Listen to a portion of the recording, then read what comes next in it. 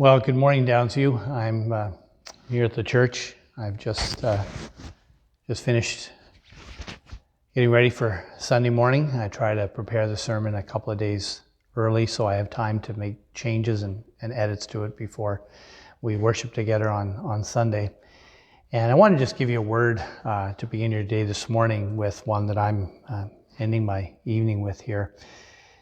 My pastor in Thunder Bay, Kevin Dibley, used to say, you know, when you think about your Christian life, keep your eyes on the Lord and your hands off the wheel. Just look to Christ to what to do and don't try to drive this train on your own. And it came to mind in some of my preparation for the sermon on Sunday, and it comes from Matthew's Gospel, chapter 14. Let me read a little portion of it to you to remind you of it. It says that immediately Jesus made the disciples get into the boat and go before him to the other side while he dismissed the crowds. This is just after he's fed the 5,000 men and countless women and children. And after he had dismissed the crowds, he went up on the mountain by himself to pray. When evening came, he was there alone. But the boat by this time was a long way from the land, beaten by the waves, for the wind was against them.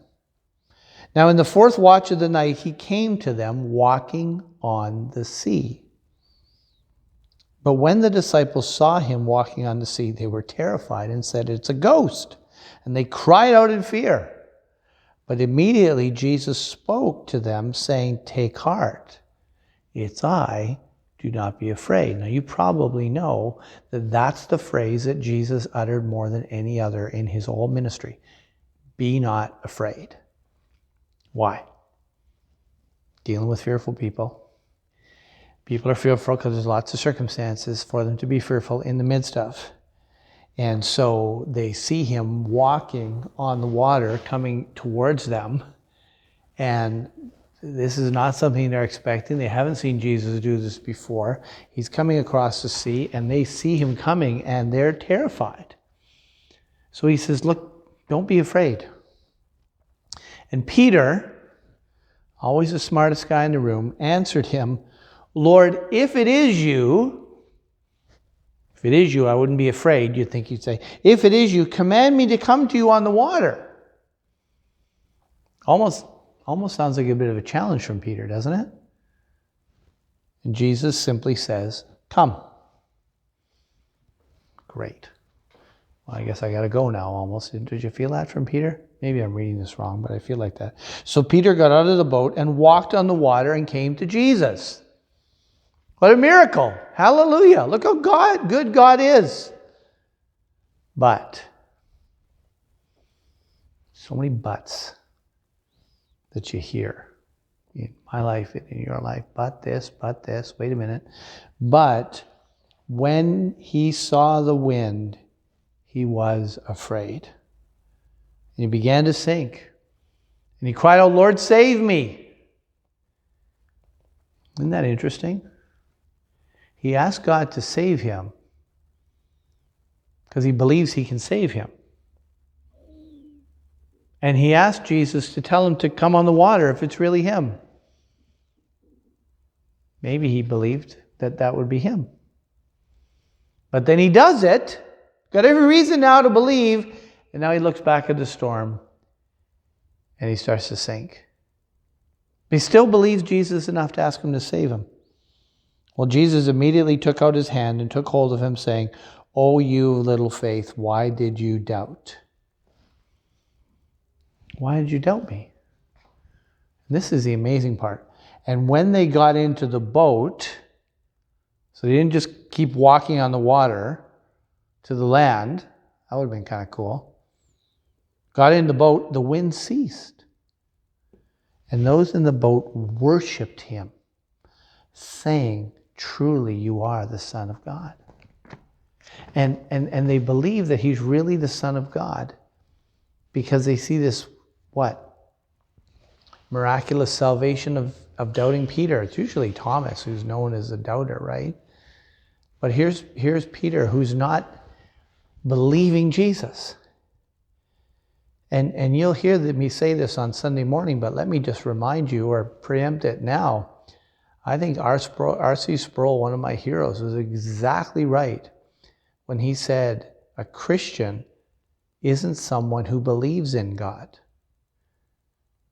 It's someone who believes God. You believe him. When he speaks, I believe him. I don't just believe in him. The devil believes in him in the sense that he's there. And there's a kind of trusting in him that's a belief in him. What R.C. was trying to say is that means you believe him. And when it comes to the struggles and difficulties that you and I are facing in this life, and name them. Some of you have been cooped up for 2 months now almost. Some of you are struggling in ways that I am not. But friends, do you not see a lesson there from Jesus to us? The lesson is not you can walk on water if you believe in Jesus. That's the illustration of belief. That's not the test of belief for each of us. And Peter passed it, and Peter failed it, but Jesus kept him anyway. This is my point for you this night, as I'm wrapping up here this long day, wonderful long day of ministry here. There's a clock here somewhere. There it is, about 11:15.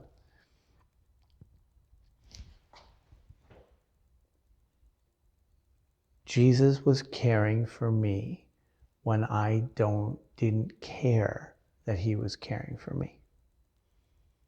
And Jesus will continue to care for you even when you don't care that he's caring for you. And by not caring that he's caring for you, I mean when you fail to trust his promises, to really live in light of them, to really believe what he's telling you, to show it through your obedience and your devotion to him, reflecting him in the way that we live. That doesn't get us off scot-free to not do that, does it? Doesn't that make you want to serve him? The longer I serve him, the sweeter he grows. Yeah. The more I realize how deeply he's caring for me, the more eager I am to seek to make much of him. And friends, yeah, the Christian life is living by faith. So let's not find ourselves today as people who are struggling to wonder if we can really trust Jesus with our lives. That's the illustration of Peter. My goodness, who's walking on water in the midst of a storm? You said, Jesus, let me come out to you. And Jesus said, come. If it's really you, do you see how the deeds of Jesus are connected to the person? The deeds and the deity are connected? Because when he comes into the boat, the disciples worship him. You really are the Son of God. Why is that their conclusion? Because only the Son of God could do such things. Not only rescue Peter from the storm, but cause the storm to stop. One of my favorite verses elsewhere in the Gospels. Even the wind and the waves obey his voice. Friends, go through this day asking God to strengthen your believing him. That's what he desires from us. And that's what gift of faith is. That we're saved by grace through faith. And this not of ourselves, this faith, not of ourselves. Ephesians 2:8-9. It's not of ourselves. It's a gift of God. Ask God for it. Ask God to strengthen the one he's given you, that we live to make much of him this day. Have a terrific day, friends, believing Jesus today.